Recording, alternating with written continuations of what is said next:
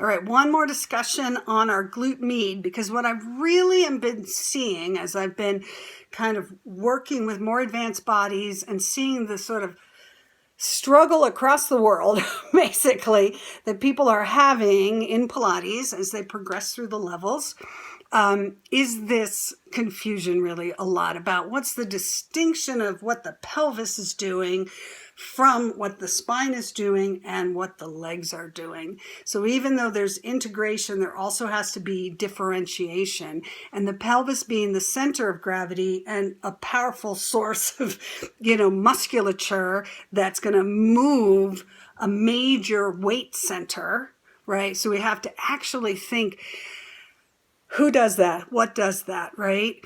And glute med is a huge player, and glute med is very often not very activated in a lot of people.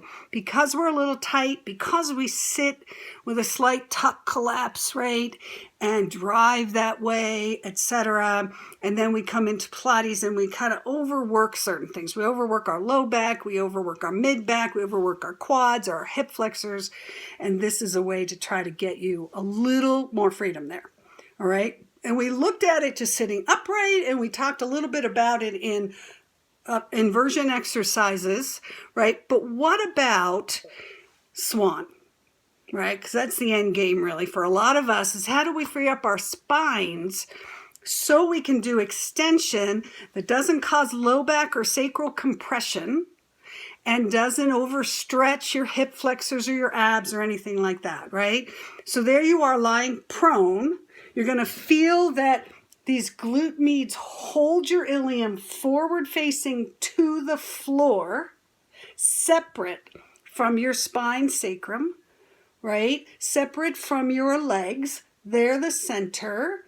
And your legs can easily hip extend and your spine can easily extend, right? And we don't automatically tip the pelvis back so that we're leaning on the quads, right? We're trying to distinguish, separate the spine from the pelvis a little bit, the legs from the pelvis a little bit.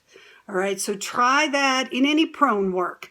Could just be regular swan on the mat, pull straps, T, breaststroke for sure, and many, many more. But try them on some of those more familiar exercises and see if we can get to this place where maybe we can get to a beautiful spine extension with no compression, beautiful hip extension right where hips are, right where the hip socket and the hip joints and the muscles that work right there are doing it, so that we're not pushing the movement into the wrong places. Okay, so good luck. We're going to get this extension one of these days.